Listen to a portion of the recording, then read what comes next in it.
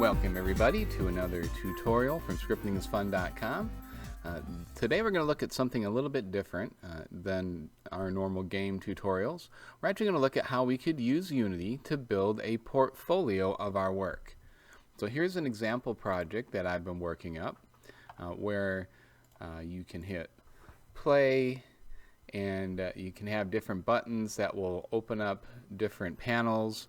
For instance, you can feature different games that you have created and make these live links. So you could click the button and it will load up the game and people can play the game right here in the portfolio and have it workable, playable, and all of that.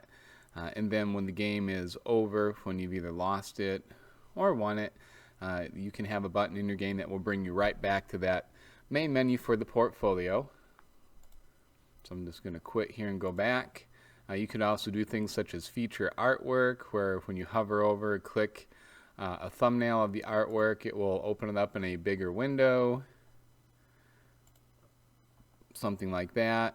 If you have game design documents and things such as I have here, you could either have like just a single image like this, or if you have something that's multiple pages, you could go in here and do something like this where you can click through different pages.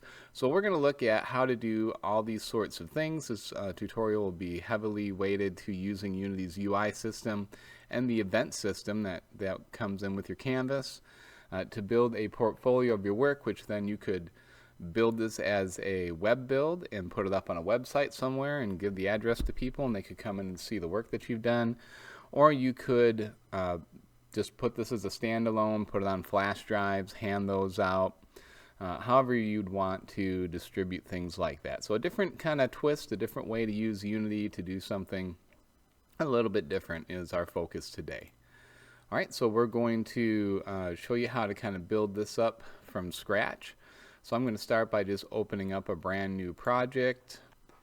So I've set up a brand new project called Portfolio Tutorial, and I've set it for 2D defaults.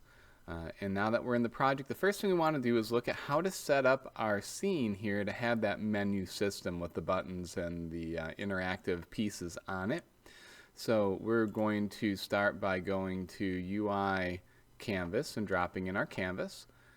And then of course if we double click that, it'll take us out to where we can view our whole entire canvas out here in our scene view. So we have our canvas here, and then we're just going to start building up what we want. So we're going to want some buttons, and of course in your portfolio you can make it look however you want, whatever colors, whatever styles, however you want to arrange things. It just has to be arranged in such a way that it makes sense.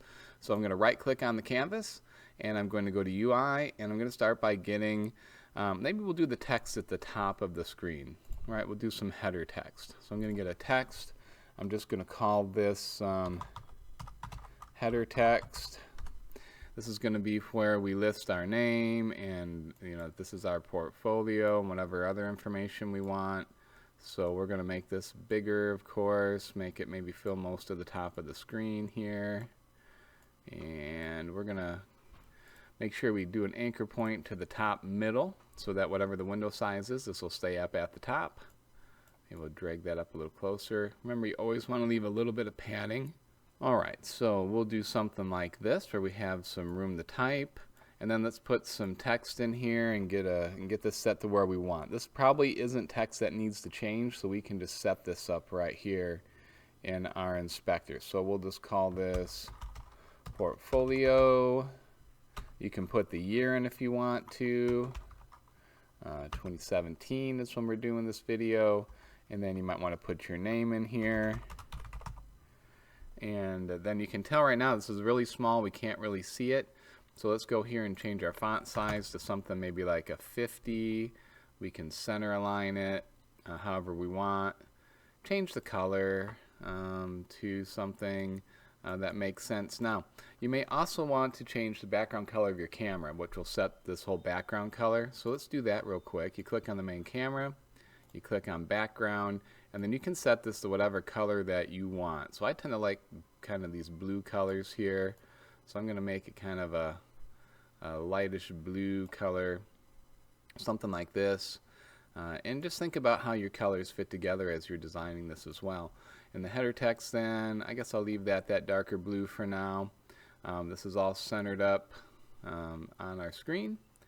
And so, you can put different font here. There's all sorts of things you can do style-wise. I'm just kind of showing you some how-tos today. All right, so that's my header text. Let's go back to my canvas here now, and let's add in some buttons here. So I'm going to go on my canvas, UI, button, and let's move this button over here to the side somewhere. We're going to run these down the side. Now again, you could put your buttons across the top, the bottom. You could arrange these however you like. We want to make sure these buttons are big enough that we can see them well on the screen. So let's maybe drag this button out a little bit bigger, and you can just kind of eyeball what you think is a good value for your button, and get those arranged where you want them. We can pick a background color for our button. So I'm going kind of with some different blues here, so maybe I'll go with a bluish kind of background for my button. Remember, inside of buttons they have a child that's text. That's the text on the button. So let's get this maybe 25-point font. Let's get the color something that we can see. So we could go with like a white or a real bright color, maybe kind of a cyan kind of a color. Whatever you think gives good contrast on your buttons there. And then we can change what the text actually says right here. So maybe we're going to feature some games that we've built. Just some game ideas. They don't even have to be fully completed games. You just have to be able to run a little bit, get some ideas of the mechanics you've been playing with. Things like that, just to give people an idea of the type of work that you've been working on. So we'll call this games. And I think I can make that a little bigger text-wise. Let's try 30. That looks pretty good. Now, as you're working with UI things, it's scaling it up here in my game window. If I want to see what that looks like at full resolution, I can click in my game window and hold Shift and then Spacebar, and it'll go to full screen. So this is what we have so far. It looks like I have a typo here too. I've got a portfolio. I probably want a portfolio instead. So anyway, this is one way you can come look it up. You can check to see how this looks. And if you have two monitors, you could actually pull your game window off onto your other monitor, keep it at full screen, and then you can kind of see how it looks as you're building it. Shift Spacebar will take us back to where we can see all of our things. Let's go ahead and fix that portfolio here. I don't want a propfolio. I want a portfolio. That's better. Alright, so we have a button here for our games. Now what we want is a place to display our games. So when we select this button or hover over this button, we want it to pop up, like I did in my example over here, another window that allows us to give thumbnails of all of our different games, maybe their name, and then when we click those, we'll make them launch. So that is a panel. So I'm going to make a panel over here. So on my canvas, I'm going to go to UI. I'm going to create a panel. A panel is really just kind of a pop-up window that we can group things under. It's a bit of a container. By default, it's set to stretch across the whole entire canvas. So I'm going to actually anchor this one to the center right, because I'm going to keep it kind of over here on the right side. Once I change that anchor point away from stretch, I can then come in here and grab the edges of this and I can size it. So I want to keep my portfolio name on the top. I want to give a little bit of padding around the outside of this. So I'm going to pull it in something like this, right? So this is roughly the space that I've got to work with. You could adjust this to any size that you want to use.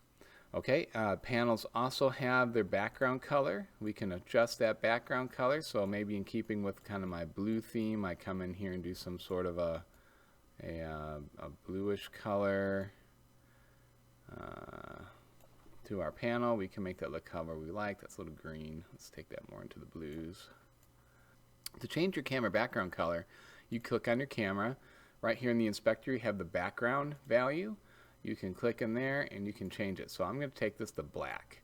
But you could use a different color if you like. You can make it white. You can make it whatever color you like. So now I can see up here kind of more of the colors, and that looks a little bit better. Matter of fact, on my panel, I might drag this color a little bit more into the gray.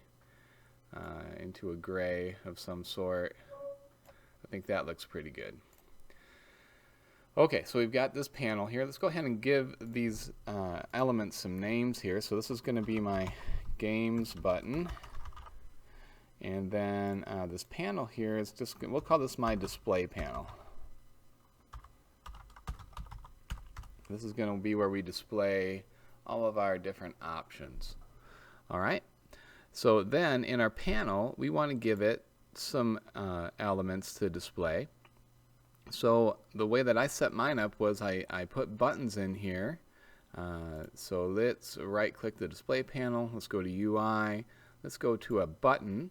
Now, you notice how when I made the button here indented under the display panel, which is what we want. We want the display panel to be able to hold these. And as a matter of fact, I'm going to change this name here because this display panel is going to be specifically for the games. So I'm going to make this games display panel just so we can keep it straight when we start adding more things in.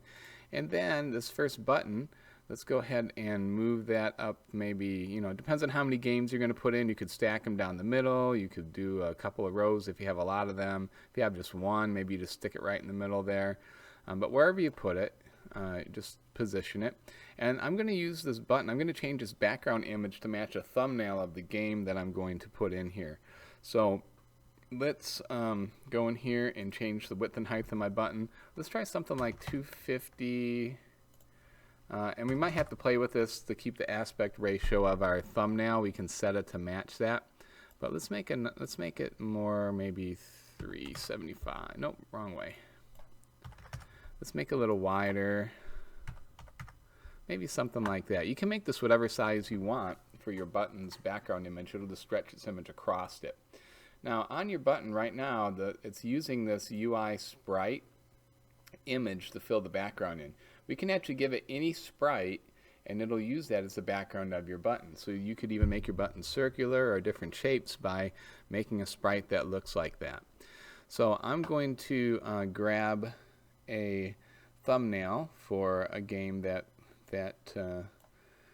we're familiar with here. So let's look at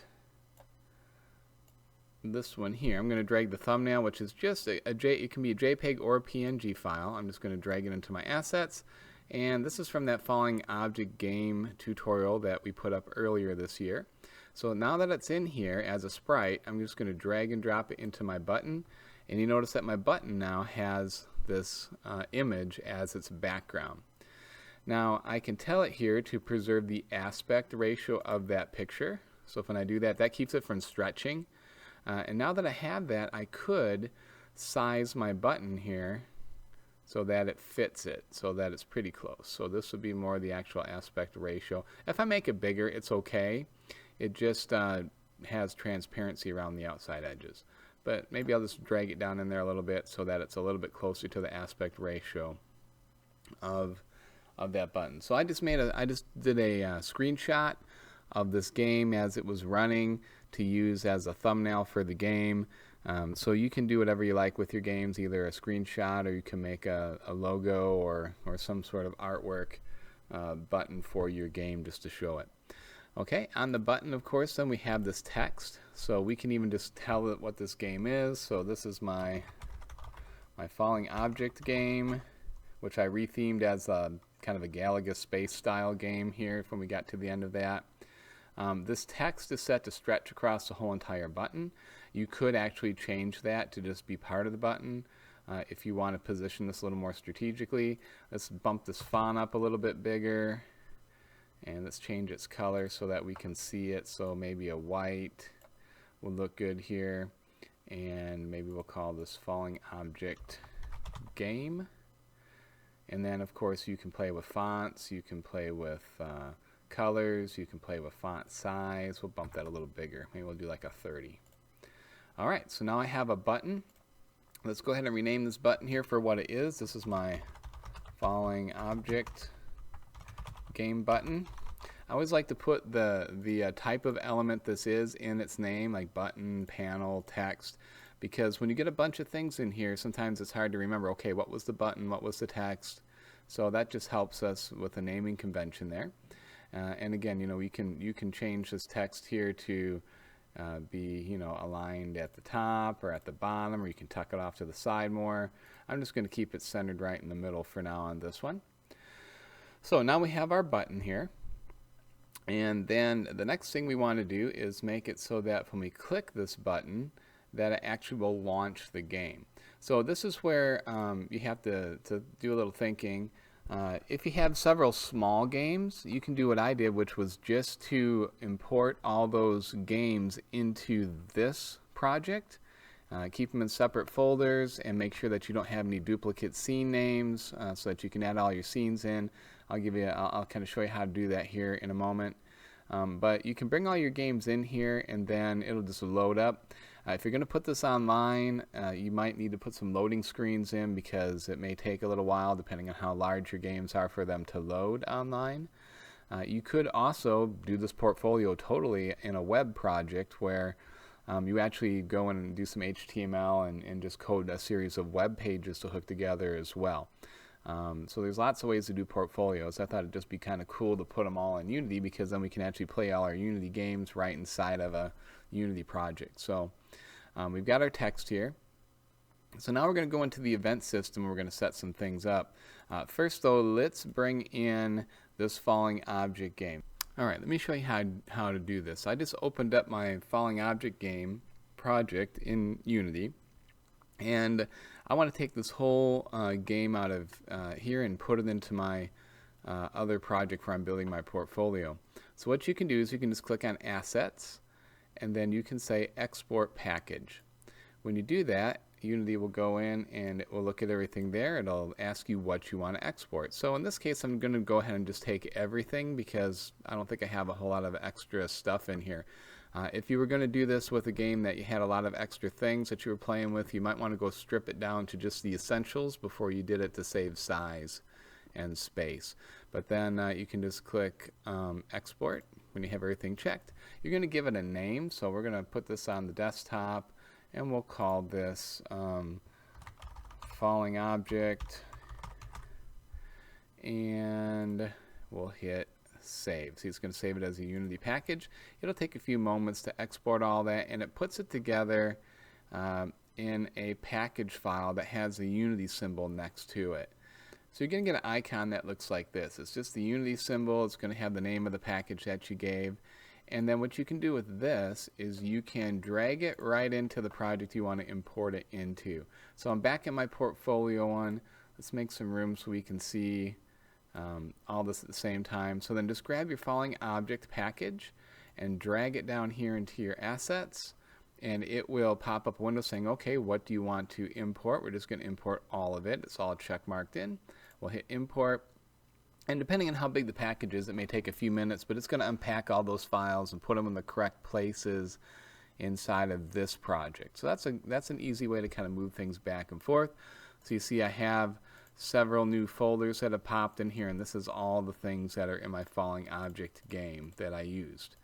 So I'm going to organize this by making a folder to put all of this in, because if you get several games in here, you're going to want to organize them into folders.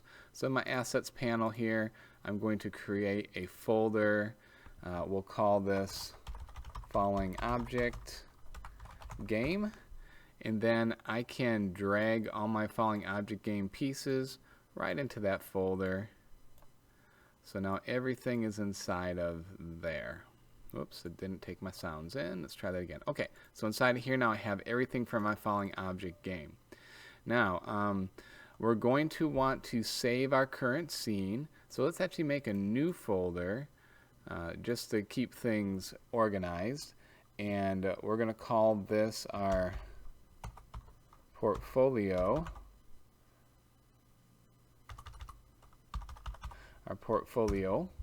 This is going to be everything that has to do with our portfolio project as we're setting it up.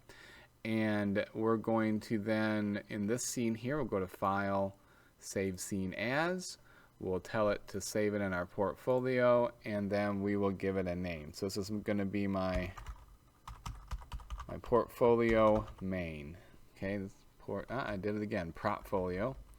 It's a portfolio. Portfolio main, and we'll save that.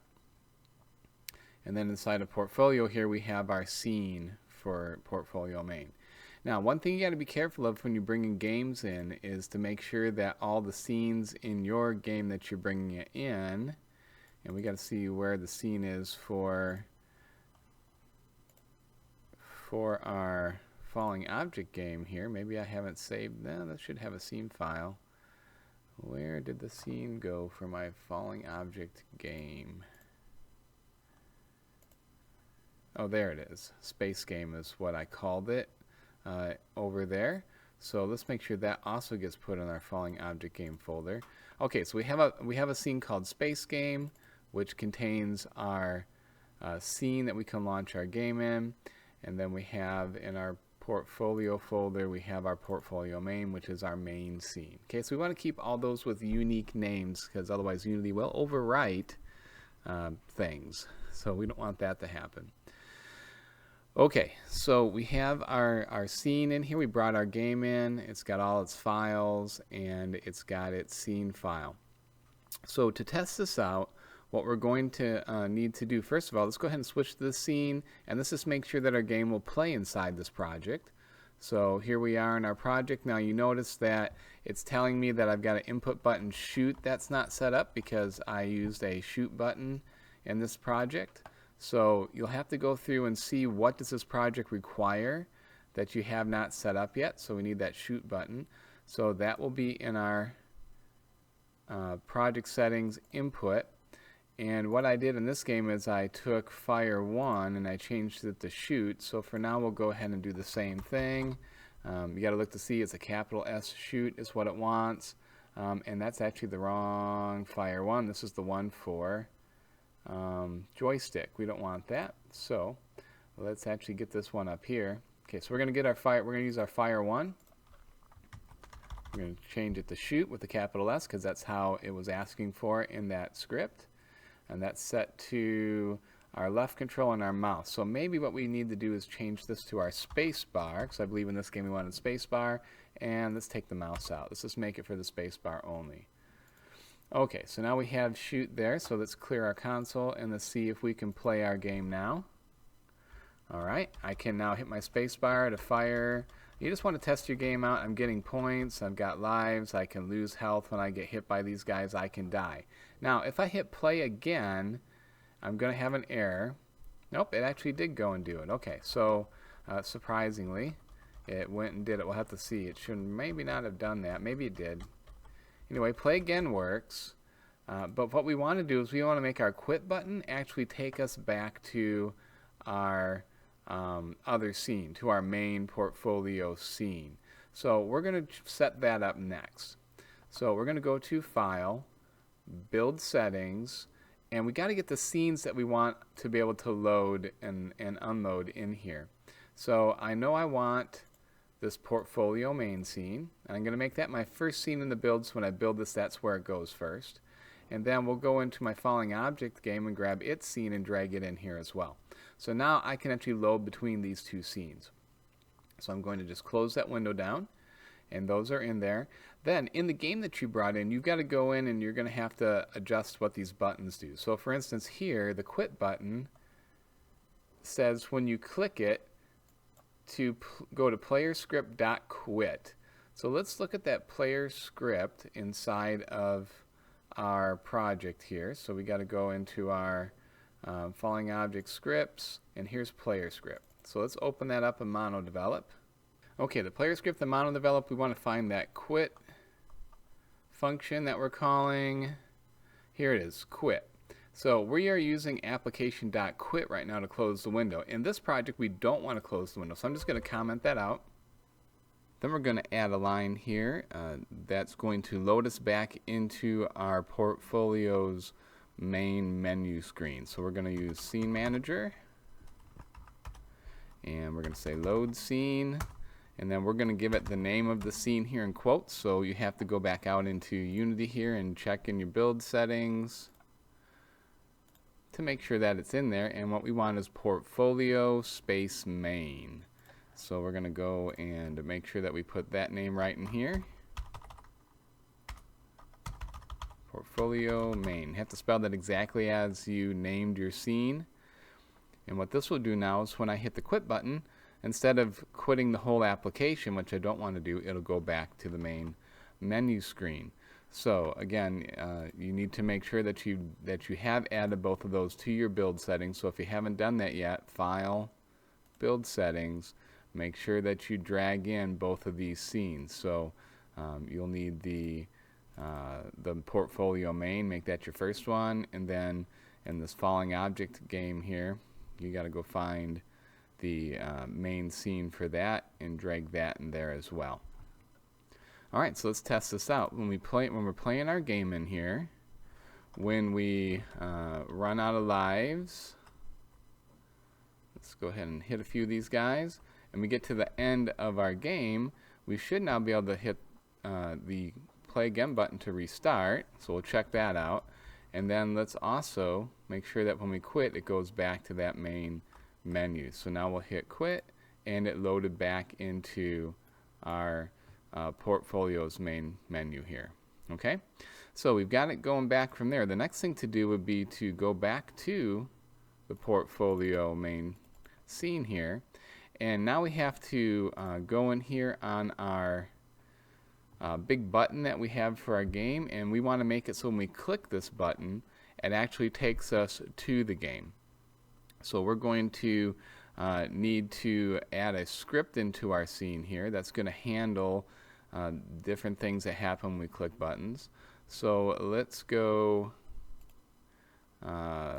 into our portfolio folder here. Let's create a new C# script. Let's just call this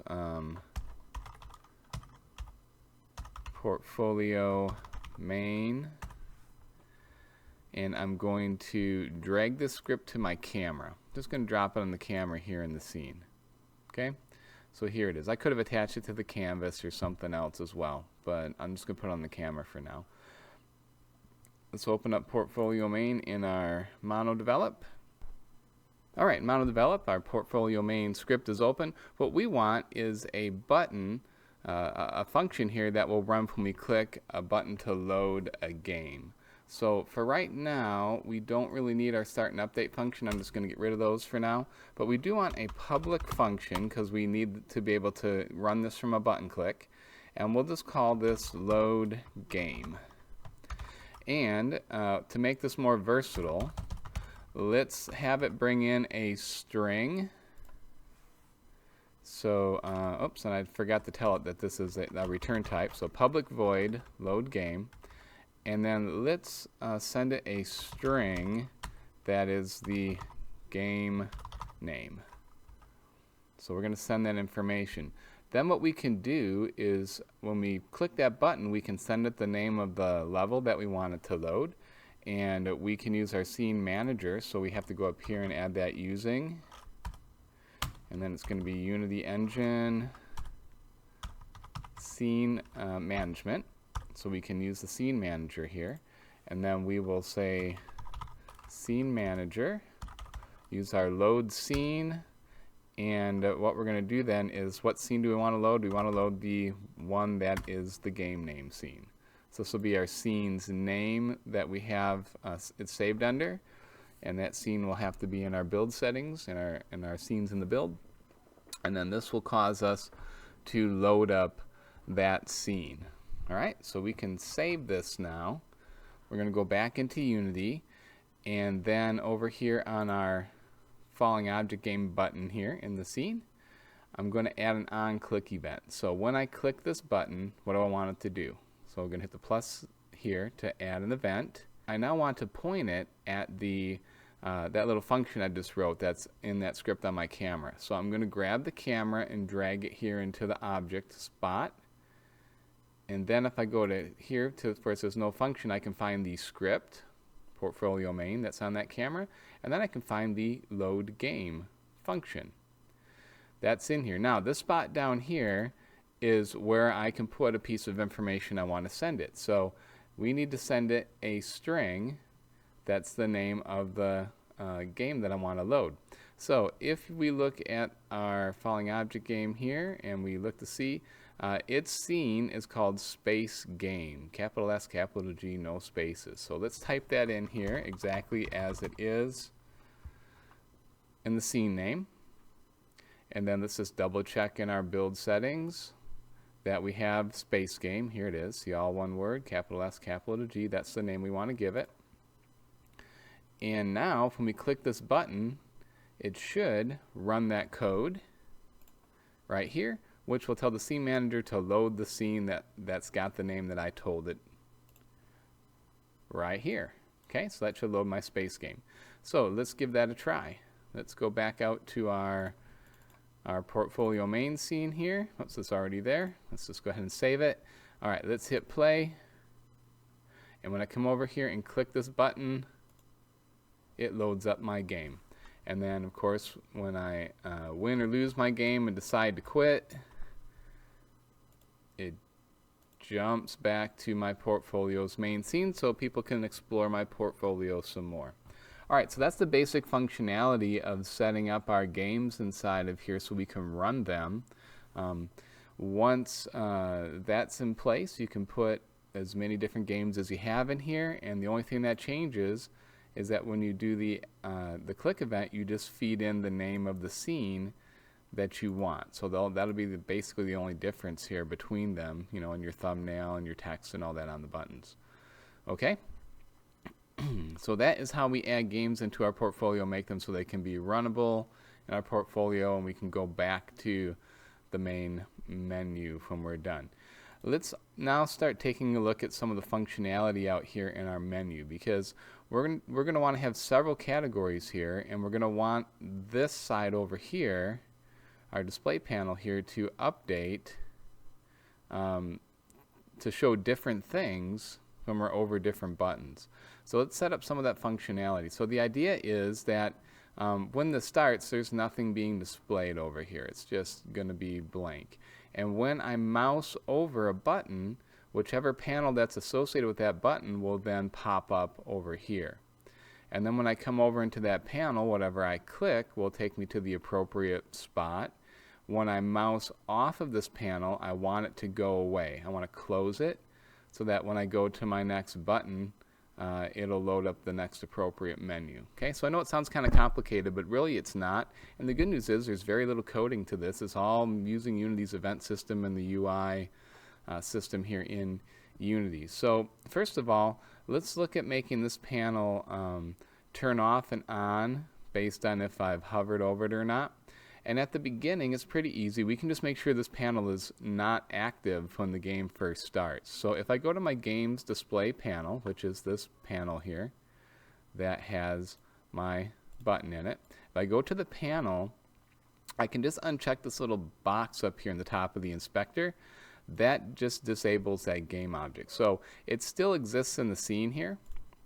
It's just not active. It's invisible and none of its things are active. What I want to have happen then is when I hover over this button, the games button, I want to just make it turn this little check mark back on. So I'm going to use the event system to do that. So if I go to my games button and I go down, I have the on click here already, but I don't want to click the button to make that pop up. I mean, I guess I could make it a clickable thing, but I think it'd be cool just if they hover over it, it just automatically happens. So that's not a click. So I need to actually add some other events. So to add other events from the event system, you go to Add Component, and there's this category for Event, and then I'm just going to add an event trigger. Okay, this gives me all sorts of different types of events that I can trigger right here from my inspector. So Event Trigger Script is added, and then here it says Add New Event Type. So I can click that, and I have all these different types of event types that I can have the event system here in Unity pay attention to.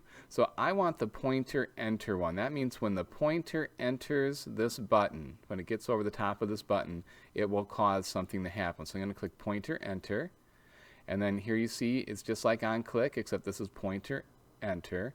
I do the same thing I would for an on click. I hit the plus button to add an event. Now the event I want is when I pointer enters here, I want to turn the game display panel back to active. So what I'm going to do is I'm going to drag it in the object I want to affect. So I'm going to drag in the game display panel, and then up here I'm going to tell it to go to the game object of the game display panel and to set it active. Okay, this is how we can set this active. If there's not a check mark in this box, it'll set it to false, which means it won't be seeable. It won't be active. If I check the box here though, then I'm telling it, hey, when I enter the button with my pointer, go to this display panel and make it active. Alright, so let's just see what happens if I test this out. So here we go, it's inactive. If I hover over the game, see how it made that active and it popped into existence? Okay, that's all I had to do is to set this up here in the inspector. No coding necessary. Isn't that nice? Okay, now the next thing is when I leave this panel here, so the game display panel, when I'm done with it and I go off of it onto something else, I want it to turn itself back off. So what I can do here is I can go to this display panel and I can give it an event as well. So I can add component, event, event trigger, just like I did, add new event type, and now I want a pointer exit. So my pointer is no longer over this panel. I want it to do something. Okay, so I've got a pointer exit event. I hit the plus sign to add an event to the list of things to do when the pointer leaves. And this time, again, you drag in the object you want to affect. Okay, so I want to affect the game display panel. So I'm just going to drag that back in. I'm going to tell it to go to the game object of the panel and set active. And this time I don't want a check mark. That means set it to false. So now when my pointer is no longer over this panel, when I exit the panel, it will turn itself off. Let's test it out and see what happens. So I hover over the game button, it goes on, I come over the panel. Now as soon as I leave the panel, it shuts off. Turn it back on by hovering over that button. It just, as long as I'm over it, it's fine. As soon as I leave it, it turns itself off. Right, pretty slick way to do this, and look, no coding involved. Very nice. All right, and that's kind of the basis of how we're going to drive a lot of these menu things. We're going to use the pointer enter events on our buttons to pop up appropriate panels, and on the panels we're going to use pointer exit to have them shut themselves back down. Well, we're going to end our first segment here. We've covered so far the basic setup of the project. We've gotten our very first button that we're making for games that we've made, and we've shown how we can play them right inside the portfolio and go back then a little bit with turning our panels on and off and using our buttons. In the next segment, we'll look at adding some more buttons and panels to this so we can add in different types of content for our portfolio. So thanks for watching part 1. I hope you enjoyed it and find it useful. If you have any suggestions or comments, please feel free to leave those in the comments below. And thanks for watching.